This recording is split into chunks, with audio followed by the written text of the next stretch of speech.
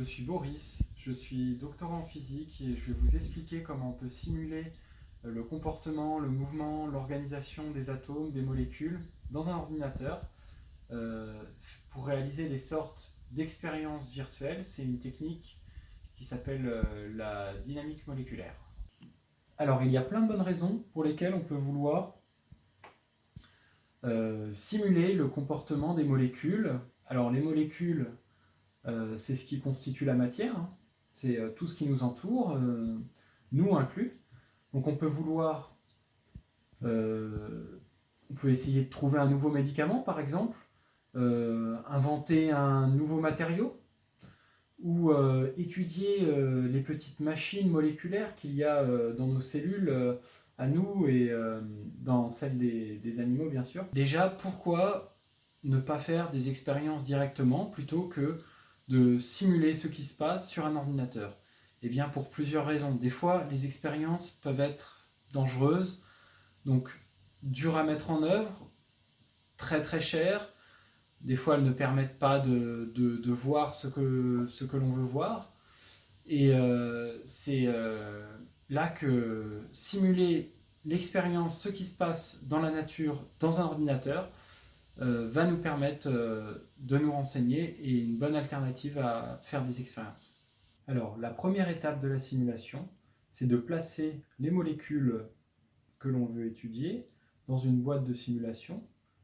Elles ont donc chacune une coordonnée x, y, z dans l'espace, ainsi qu'une vitesse initiale.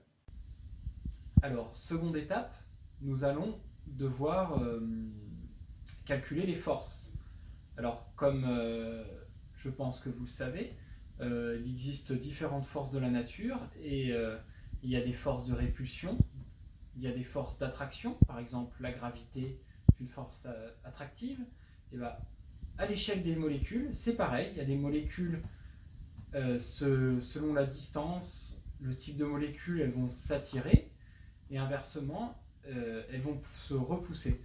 Donc, on va calculer toutes ces forces que ressentent chacune des molécules exercées par les autres molécules.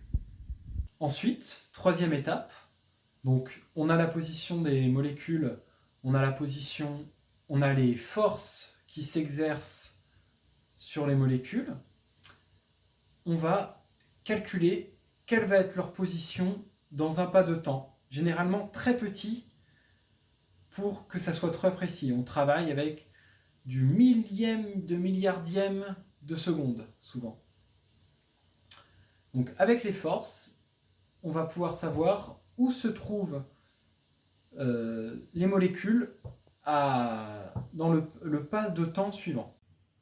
Alors ici, à titre d'exemple, je vous ai préparé une boîte avec 50 atomes d'hélium dedans, à pression atmosphérique et température ambiante. Donc on peut les voir gigoter dans tous les sens. Donc ils s'attirent à longue distance et se répulsent à courte distance, un peu comme des boules de billard qui gigotent dans tous les sens.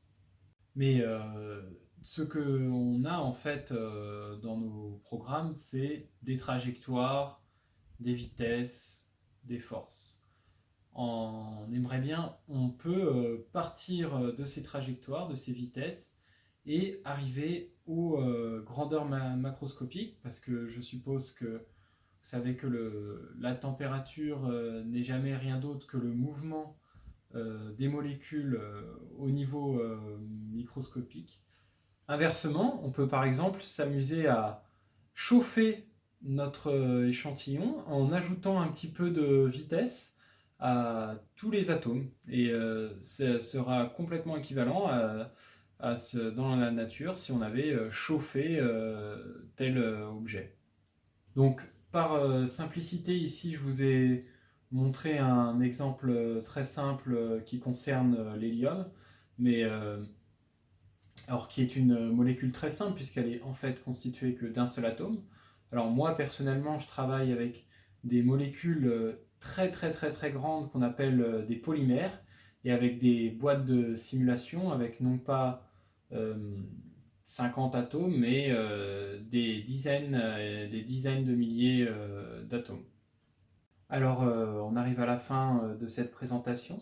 Alors, je vous ai présenté une technique qui s'appelle la dynamique moléculaire, mais sachez qu'en fait, à tous les niveaux de la matière, toutes les échelles de temps et d'espace, les scientifiques font des simulations. Donc on a des simulations à l'échelle de tout l'univers entier.